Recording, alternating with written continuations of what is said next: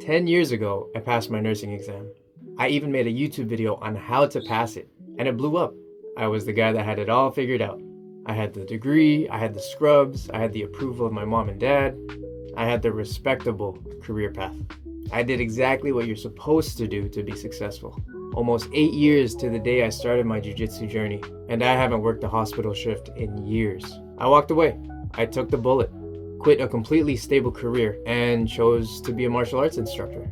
And the worst part about this is I'm still paying off my student loan. I'm almost at the finish line, but I'm still paying for a path that I completely abandoned. Now, if you're like me in your 30s, and if you feel trapped in a career that's killing your spirit, I want to tell you exactly why I burned that bridge, why the safe path is a lie, and how starting over at White Belt changed my life.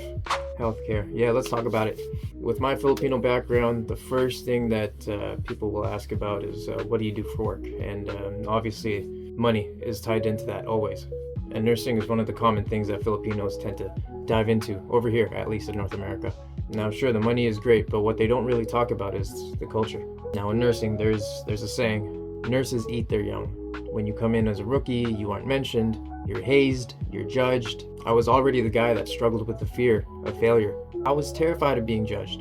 Growing up as a child, I didn't have the greatest dad in the picture, so I was constantly looking for a blueprint on how to be a man, how to navigate through emotions, how to navigate through everyday life, and how to handle pressure.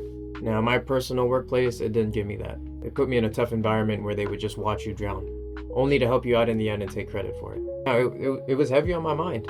No amount of salary, no matter how great the pension is, or the title of being a nurse, wasn't worth it in the end.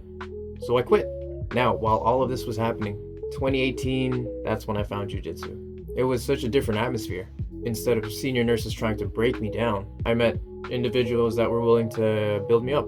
It was a great pick-me-up after a stressful day at work, and the community had a big role in it. During my time in Vancouver, I found a great father figure there, a mentor now. My uncle laid the foundation for me while I was growing up outside the mats, but when I was on the mats, my professor was there.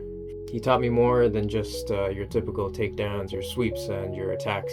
He taught me accountability. He taught me how to lose graciously. I felt terrible after a bad shift while I was a nurse, whether that resulted in not meeting certain expectations from your coworkers or from your clients or the family of your clients. It's a lot of pressure, man. And it really takes a special person to pursue a career in healthcare. So you guys have my full respect. And in jiu-jitsu, you get your butt whooped. I know I had a lot of those days. It taught me how to readjust and fix my game or even polish it for the next round. The fear of judgment I carried around my whole life evaporated on the mats. It's come to the point where I'm somewhat numb to it. Now, I'm a 90s baby. I'm Filipino. I grew up in the Filipino culture. You name it. Spoons on the walls, portrait of Jesus somewhere in the house. There's a Bible, pristine rice cookers, thong slippers for every single visitor, listening to hip-hop growing up, and obsessing over 90s pro wrestling. Rey Mysterio was my guy growing up. What I loved about Rey Mysterio was that he was the smallest guy in the ring, and he never gave up. No matter what person was in front of him, he was going to give it his best. So I took that never give up attitude and applied it to real life in 2024. I took the big leap and I jumped into opening a jiu-jitsu school. It was the absolute dreams, man. I loved it. I loved what I was doing. I loved the team that I had. I loved the students there. I loved the families of the students. I loved the atmosphere that I've built over there. But you learn very quickly that business partners are like a marriage. Some things can get really nasty behind the scene, and it could go down south very quick. So recently I made a tough call to sell the school and walk away. It hurt, man. Now to the outside world, maybe that looks like another failure. First, I quit nursing, then I saw my academy, but now I don't see it that way at all. I protected my peace, I protected my integrity, I take the lessons that I learned on the mats, as well as the life lessons that I took from my uncle. I walked away from a losing situation. Selling the school wasn't me giving up on the dream, it was me resetting. My main focus right now, alongside teaching these private lessons and running a few classes here and there from other academies, is opening a new school. But this time doing it with the right people. People that share that same grit, people that have the same business philosophy, and not only treating it as a business, but a chance to connect with humans. Which brings me back to that super huge debt. I'm on the final stretch, I'm almost close to paying it off, but I'm not paying it off as a nurse. I'm doing it by doing what I love. So if you're watching this and you're thinking about pivoting, whether it's leaving a career or starting a business, or just trying out jiu-jitsu for the first time, even in your mid-30s or 40s, do it.